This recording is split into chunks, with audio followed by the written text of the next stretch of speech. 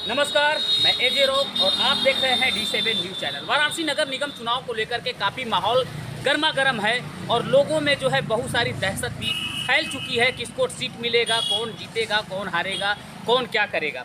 इसी बीच हम लोग खड़े हैं वार्ड नंबर 32 लेढ़ूपुर, तिलमापुर, आशापुर में, जहां हमारी मुलाकात संजय तिवारी जी से होने जा रही है। तो जानेंगे हम उनसे उनकी राजनीति करियर के बारे में और उनका व्यक्तिगत मामले के बारे में, समाज सेवा के बारे में। तो आइए आप लोगों को रूबरू कराते हैं संजय तिवारी जी से इस वीडियो के माध्यम से। मैम नमस्कार। नमस्कार। कैसे हैं आप? मैं ठीक हूँ, आप कैसे? बस आशीर्वाद है आपका। एक्चुअली मैं यहाँ हर जगह जो है सभी प्रत्याशी जितने भी पार्षद का चुनाव लड़ने जा रहे हैं वार्ड में, तो सभी लोगों से मेरा ये थोड़ा सा इंटरव्यू हो रहा है और मैं ये जानने की कोशिश कर रहा हूँ कि अभी तक तो ये प्रधानी वाला मामला था। हर गांव में प्रधान एक हुआ करते थे, एक गांव का एक मालिक हुआ करते थे। अब ये जो है नगर निगम में आ गया है और इसको जो है थोड़ा सा क्षेत्रफल भी बढ़ा दिया गया है। बहुत सारे जनता का ये जो है सवाल रहा है और ये जो है एक तरह से शिकायत रही है कि गाँव में जो प्रधान हुआ करते हैं वो बिल्कुल ध्यान नहीं देते। मतलब जितना भी सरकारी लाभ आते हैं, जो भी योजनाएं आती है, वो उन गरीबों तक नहीं पहुंच पाती है जो वास्तव में उसके हकदार हैं। और संबंध में जो ग्राम प्रधान होते हैं वो जो है अपने पक्ष वाले आदमी को दे देते हैं जो भी सरकारी योजनाएं होती हैं, या कमीशन बेस पे दे देते हूँ, या फिर अपने संबंध में उनका व्यक्तिगत मामला रिलेशन हो उसके वजह से दे देते हूँ। लेकिन गरीब जो तबके के लोग हैं वो आज भी उसी हाल पे मौजूद हैं जैसा कि वो पहले से रहते हुए आ रहे हैं। भारत सरकार की इसमें कोई भी गलती नहीं है, वो तो ऊपर से दे रही है, लेकिन यहाँ जो है मुखिया जो है वो गद्दारी करता है। ये लगभग सभी गाँव का यही दास्तान है। तो आपके गाँव में ऐसा क्या रहा है? ऐसी समस्याएं जनता की रही है या जनता यहाँ की संतुष्ट रही? नहीं, जनता संतुष्ट तो नहीं है। जनता को जो मिलना चाहिए वो तो सच में नहीं मिला है। और किसी को आवास, किसी को राशन कार्ड वगैरह नहीं मिला है। और वास्तविकता यह है कि ऐसा प्रधान काम अच्छा किए नहीं है कि मतलब जनता जिससे संतुष्ट नहीं है। जनता बहुत परेशान है, जिसको जो मिलना चाहिए वो नहीं मिला है। वास्तविकता ये बात है। किसी को आवास नहीं है, किसी को पानी नहीं मिल रहा है, किसी को मतलब हर तरीके से परेशानी है। मेरी जनता बहुत परेशान है जी।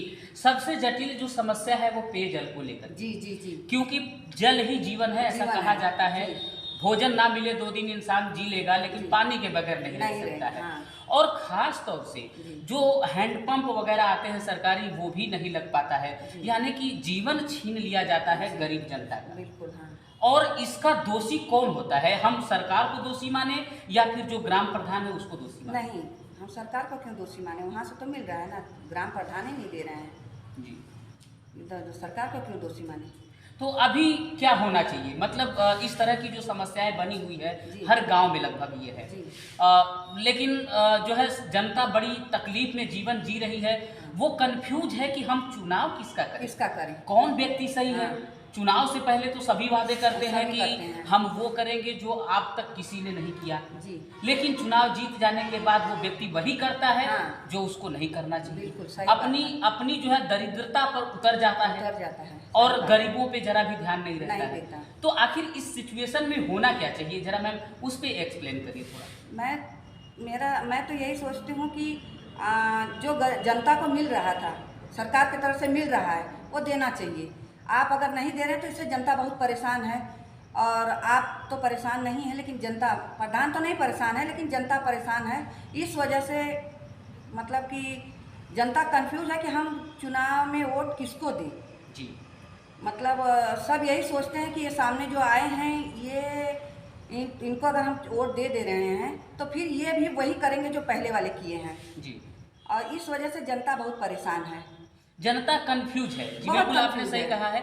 लेकिन कुछ प्रधानों का मैंने इंटरव्यू लिया है, उनका ये कहना रहा है कि पत्रकार साहब आप हमें एक बात बताइए कि जो व्यक्ति चुनाव में कई लाखों रुपए खर्च करके चुनाव जीतता है तो वो पहले अपना रिकवरी करेगा या जनता का देखेगा? नहीं। तो अब इस सिचुएशन में क्या होना चाहिए? मतलब किसको हम जिम्मेदार ठहराएं, किसको? देखिए, हम तो जनता की सेवा के लिए आए हैं, तो जनता तो हमको बोली नहीं थी कि तुम चुनाव लड़ने जाओ। अब हम जब यहाँ आए हैं, हम जनता की सेवा के लिए आए हैं, तो जब हम अपना रिकवरी करेंगे तो फिर जनता तो परेशान ही रहेगी, इसके बाद वाला फिर रिकवरी करेगा, उसके बाद वाला फिर रिकवरी करेगा, तो जनता तो परेशान ही रहेगी भाई। तो मतलब ये सिलसिला ऐसे चलता रहेगा। जी हाँ। और जनता जो है परेशान, बीच में ये जो जैसे आटे चक्की होता है, गेहूं पीस के आटा बना देता है, हाँ। वैसे जनता हमेशा पीसती रहेगी, लोग अपना चक्की बदलते रहेंगे और अपना घर जो है भरते रहेंगे। तो इसका आखिर हल कैसे होगा? इसका क्या मतलब एग्जाम्पल होना चाहिए, कैसे इसको सुधारा जा सकता है? देखिए सर, मैं तो यही सोचती हूँ और शायद आप लोग भी सोचते होंगे कि जो जनता को मिल रहा है वो जनता को मिलना चाहिए, जो जनता को मिल रहा है सरकार की तरफ से उनके तक पहुंचना चाहिए जी। समाधान तो देखिए वैसे ही होगा। अगर बीच वाले लोग यहाँ वहाँ कर दिए तो फिर भाई उसके लिए कोई कुछ नहीं कर सकता। लेकिन होना ये चाहिए, ये जो सरकार की तरफ से गरीबों के लिए आ रहा है, मतलब सरकार की तरफ से तो हर इंसान के लिए जो भी आ रहा है वो मिलना चाहिए उनको, चाहे किसी को भी हो जी। चाहे गरीब हो चाहे कोई भी हो, जो सरकार की तरफ से मिल रहा हो तो उनको मिलना चाहिए। अच्छा, जनता इस बात को कैसे समझ पाएगी कि कौन व्यक्ति सही है कौन गलत है? नहीं, कैसे चुनाव करे वो, जनता के बारे में थोड़ा सा दोस्तों। देखिए ऐसा है कि जनता तो खुद ही समझदार है, ऐसी बात नहीं है। जनता समझदार है तभी वोट देती है। अब उसके साथ जनता के साथ गद्दारी कोई करे तो उसके लिए जनता क्या करे। लेकिन बस यही है कि जनता सोचती कि सामने वाला जो आया इनके ऊपर हमें, सामने वाला तो विश्वास दिला के वोट ले लिए हैं, जनता तो सोची कि अब हम तो इनको भाई वोट दे रहे हैं तो हमारी समस्या समझेंगे। लेकिन अगर ये नहीं समझ रहे हैं तो ये प्रॉब्लम जनता की नहीं, जो सामने आया था उनकी है। अब जनता परेशान है इसी बात को लेके कि हम तो इनको अच्छा समझ के दिए थे कि भैया हमारे लिए करेंगे या हमारे गाँव के लिए करेंगे या जनता के लिए करेंगे, मगर अगर ऐसा होता नहीं है तो जनता भी मायूस हो जाती, निराश हो जाती। बहुत लोग तो कहते हैं वोट देने नहीं जाएंगे। मैम, कभी कभी तो हमें ये भी लगता है कि इसमें जो है कुछ तो कुछ जनता का भी कमी है, क्योंकि जब कोई भी प्रत्याशी आता है वोट के समय पे, जब नज़दीक हो जाता है चुनाव, तो वो प्रलोभन देता है जी।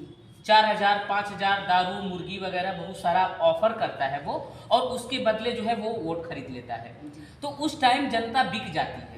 तो जनता को भी तो कुछ समझना चाहिए कि हम बिक रहे हैं तो किसके हाथों बिक रहे हैं, अच्छे आदमी के हाथों बिक रहे हैं या फिर 420 आदमी के हाथों बिक रहे हैं। तो ये जनता भी थोड़ा बहुत तो डिसाइड कर सकती है। तो इस पे आप क्या कहना चाहिए? हाँ, ये बात आप सही कह रहे हैं कि कुछ लोग हैं जो दारू पैसे पे मीट पे बिक जाते हैं, सही बात है।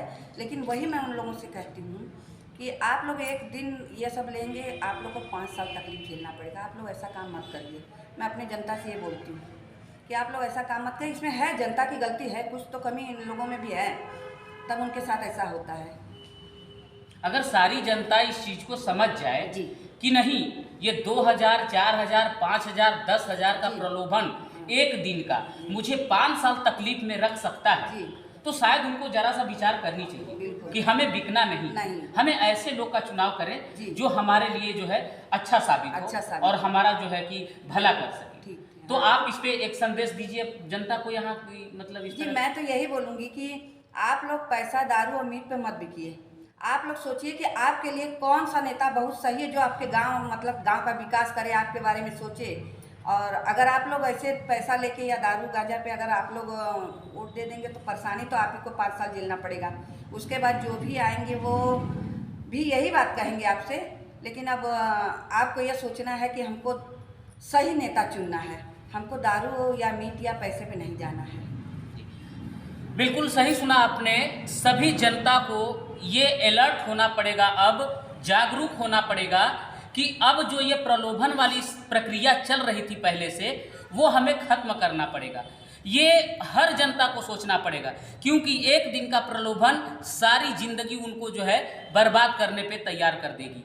तो आइए इसी के बीच हम जो है बात करने वाले हैं माननीय श्री संजय तिवारी जी से।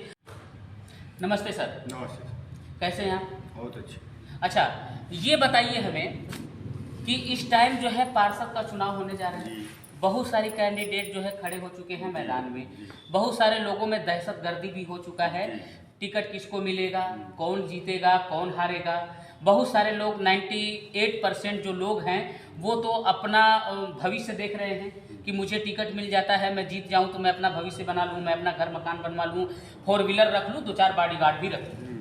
ये सब बहुत मतलब 98% लोग सोच रहे हैं। जी। मुझे कहीं दूर से पता चला है, कुछ जनता हमको बता रही थी कि आप जो है किसी पद पे ना रहते हुए भी बहुत सारे लोगों का भला कर रहे हैं। जी। इन द सेंस कि जैसे बहुत सारे मोहल्ला है, एरिया है, तीनों गांव में मिला करके जो आपका वार्ड है, वार्ड नंबर 32, आशापुर, तिलमापुर और ये लेरूपुर में, तो बहुत जगह पे आपने पेयजल को लेकर के काफ़ी जो है समस्याओं का समाधान किया है। जबकि भारत सरकार द्वारा हैंडपंप वगैरह आता है और टंकी वगैरह भी लगते हैं, पाइपलाइन भी जाते हैं, लेकिन उसके बावजूद भी लोग संतुष्ट नहीं हैं। लोगों को पेयजल का जो है समस्या हमेशा बरकरार है। तो अभी आपका क्या मानसिकता है, आप क्यों लोगों की भला करना चाहते हैं, क्या आपके मन में चल रहा है? देखिए, मैं अपने बच्चों के लिए तो बहुत कमा चुका हूँ, मेरे बच्चे बहुत संतुष्ट हैं और खुशहाल भी हैं। मैं जब गरीबों में जाता हूँ, कहीं घूमता हूँ तो बोलते हैं कि 100 घर है और यहाँ पानी नहीं है, तो मैं वहाँ पानी लगवा देता हूँ। उसके बाद फिर आगे बढ़ता हूँ तो बोलते हैं कि पानी लगवा दो। ऐसे ऐसे करते करते हम 45 समरसेबुल लगवा चुके हैं। दूसरी बात, जिसका राशन कार्ड नहीं मिल रहा था, राशन मिल रहा था, उसके बाद भी वो लोग बोले कि मेरा राशन कट गया। तो मेरा वो जल मिशन चल रहा है, वो ख़त्म नहीं होने वाला है। मैं हर घर पे पानी दूंगा, हर घर पे आवास जो आता है उसको भी दूंगा। लोग जैसे आवास आता है तो लोग बोलते हैं कि प्रधान न लिख के दे दिए, और उसके बाद न लोग बोलते हैं कि प्रधान पैसा मांग रहा है। ये सब क्या है? वो 500 रुपया कमाने वाले 400 रुपया खा देते हैं, 100 रुपया बचता है तो सूद पे पैसा लेकर के प्रधानों को दे देते हैं। ये क्या है? ये कैसा चुनाव? इसीलिए मैं काम करके इस मैदान में आया हूँ। जाता हूँ तो गुलानी हो जाती है। कोई दवा के लिए पैसा नहीं है, कोई किसी का हाथ टूट गया, किसी का कुछ हो गया, कोई बाहर फंसा है, हमारे पास भी पैसा नहीं रहता। तो हम लोग इधर उधर करके चंदा इकट्ठा कर करके हम लोग पैसा उसको देते हैं कि यार इस आदमी को जीतना है। आप समाज सेवा कर रहे हैं, ये ऊपर वाले की देन है कि आपके मन को ऊपर वाले ने ऐसा बनाया, आपके दिल को ऐसा साफ सुथरा बनाया कि आप लोगों की तकलीफ़ों को देख पा रहे हैं। लेकिन जो पद पे होते हैं वो इतना बड़ा जास्ती करते हैं कि लोगों का जो है हक मार करके बैठ जाते हैं, अपने भविष्य बनाने में लग जाते हैं। यदि अगर आप ऐसे कर रहे हैं, निस्वार्थ भाव से आप जनता का सेवा कर रहे हैं, तो आपको कभी ऐसा लगता है कि आपके ऊपर किसी तरह का जो है कि असुरक्षा महसूस हो रहा हो, कभी किसी का दुश्मनी वगैरह आप मोल ले रहे हो, किसी से बैर रख रहे हो आप, इस तरह की कभी मन में आता है आपके कोई भी ऐसा? गरीबों का दुआ मेरे पास है, गरीबों का दुआ मेरे पास है। मेरा तो बाल बाका नहीं हो सकता, क्योंकि गरीब मेरे साथ में। हम जानते हैं कि अब मेरा जो जीवन बचा है, मैं 54 साल उम्र मेरा हो गया, अब जो जीवन देंगे तो गरीबों के लिए देंगे और किसी को नहीं देंगे। जो उनका समस्या रहेगा सुनेंगे, उनसे झूठ नहीं बोलेंगे। झूठ बोल के मुझे वोट लेना होता तो मैं 70 लाख रुपए खर्च के नहीं लेता जी। अगर मुझे 2 करोड़ रुपया और भी खर्च करना पड़ेगा तो मैं करूँगा। आज नहीं, 5 वर्ष के बाद नहीं, 10 वर्ष के बाद मैं इस चुनाव को जीतूँगा, 100% जीतूँगा। जनता मेरे साथ है और रहेगी। मुझे हारने जीतने की चिंता एकदम बिल्कुल नहीं, क्योंकि मैं जो देखा हूँ आज से वो कोई नहीं देखता। लोग आते हैं, प्रलोभन देते हैं कि दारू ले लो, 2000 रुपया ले लो, 5000 रुपया ले लो, ये सब आकर के लोग बोलते हैं। मैं तो एक दिन में चेक काट के पैसा दे सकता हूँ। मैं धोखा जनता को नहीं, ये मुझसे नहीं। मुझे हारना कबूल है, लेकिन धोखा देना मुझे कबूल नहीं। आप ये समाज सेवा कब से कर रहे हैं? आपके मन में कब से ये आया कि मुझे गरीबों का दर्द समझना चाहिए? मुझे मैं जब मैं 12-13 साल का था तो मेरे पिताजी इंटर कॉलेज के लेक्चरर थे, तो वही गरीब आदमी ना मेरे साथ जुड़े। मैं लोगों को जाके देखता था कि खाना क्या बना है। मैं आज नया नहीं हूँ, इससे जुड़ा हूँ। देखता था कि क्या उनसे है, क्या नहीं है, ये सब जा करके दे। उनके यहाँ पानी भी पीता हूँ, खाना भी आज भी खाता हूँ, सब कुछ उनके यहाँ करता हूँ। और उनका दुख जब हो जाता तो रात में नींद नहीं आती। अच्छा, यहाँ पे कोई ऐसा जो है सामुदायिक कोई जैसे अस्पताल वगैरह है जो है कि लोगों को इलाज वगैरह इमरजेंसी में नहीं मिलती, तबीयत खराब नहीं मिलती, क्योंकि वहाँ पे प्रधानों का वर्चस्व है वो थाने से अटैच रहते हैं, थाने का दलाली करते हैं। कोई गरीब आदमी अगर फंस जाता है तो वहाँ पे दलाली वाला काम करते हैं। जी। और यहाँ पे किस किस तरह की समस्याएं हैं जनता में? समस्या तो इतनी है कि क्या बताएं, हम तो गिना नहीं सकते। आप तो पत्रकार हैं, थोड़ा सा अपना जा करके जन जन तक संपर्क करिए कि क्या समस्या है। ऐसी ऐसी समस्या है कि हम बता नहीं सकते। जी, आपके बारे में लोगों से मुझे पता चला है, कुछ लोगों ने बताया मुझे कि आप जो कार्य कर रहे हैं वास्तव में ये जो है एक भगवान का रूप है कि आप जो है इस तरह से लोगों की सेवा कर रहे हैं। ये बहुत ही अच्छी बात है। आज के समय में कोई भी ऐसा व्यक्ति नहीं है जो आपके जैसा सोच रखता हो, निस्वार्थ भाव से। चुनाव तो एक अलग मुद्दा है कि आप जीतेंगे हारेंगे, आपने कहा भी, वो तो अलग मामला है, लेकिन ये जो आप कर रहे हैं ये वास्तव में बहुत ही अच्छी बात है। ये ऐसा 1-2% लोग करते हैं। तो आप ये बताइए कि आप चुनाव लड़ेंगे या नहीं लड़ेंगे? नहीं लड़ेंगे। लड़ेंगे आप? हाँ, चुनाव लड़ेंगे, क्योंकि मेरी लड़ाई खत्म नहीं होगी। मैं हार भी जाऊंगा तो मेरे नाती पोता भी लड़ते रहेंगे।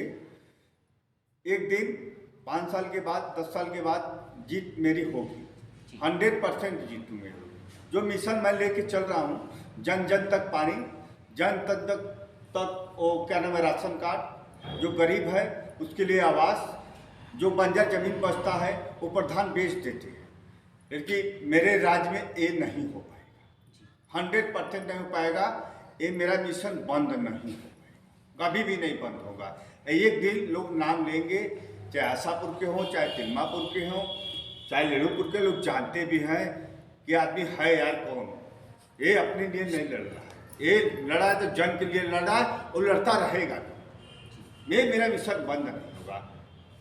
मुझे लगता है कि आप अगर आप चुनाव जीत जाते हैं तो इस वार्ड की जो है सारी समस्याओं का समाधान हो पाएगा एक मात्र आपकी वजह से। ऐसा जनता मैं जिस दिन चुनाव जीत जाऊंगा, हर घर के गरीब के बस्ती में उसी दिन से दीपावली मनाया जाएगा और 5 साल तक वो दीपावली रहेगी, वो बंद नहीं होगी। क्या बहुत ही अच्छा लगा संजय तिवारी जी से बात करके। आप लोगों ने देखा जनता के दर्द की वजह से इनके आंखों में आंसू आ जाना ये बयां करती है, ये आंसू बयां करता है कि वास्तव में इनको जो है इस जनता का दर्द जो है बर्दाश्त नहीं है, बिल्कुल भी नहीं है। वो किसी भी सिचुएशन में, ये चाहे चुनाव जीते या हारे, उससे कोई लेना देना नहीं है। ये हमेशा जब तक जीवन इनका रहेगा तब तक जनता का जो है वो सुनते रहेंगे और किसी को भी मजबूरी में, मुसीबत में पीछे नहीं हटेंगे, ये इनका कहना है। तो ये जो है एक महान व्यक्ति का ही कर्तव्य हो सकता है,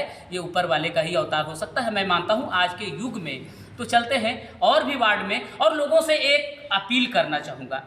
दोस्तों, अगर आप लोग मेरे वीडियो को देख रहे हैं वार्ड नंबर 32 लेड़ूपुर, आशापुर, तिलमापुर में, तो आप लोग ये महसूस कर सकते हैं कि जो व्यक्ति अभी कोई पद पे ना रहते हुए भी निस्वार्थ भाव से आप लोगों को पानी देने की व्यवस्था बना रहा है, भोजन देने का व्यवस्था बना रहा है, आपके ऊपर छत का व्यवस्था बनाने वाला है, तो उसको तो आप लोगों को वोट करना चाहिए और उनको ही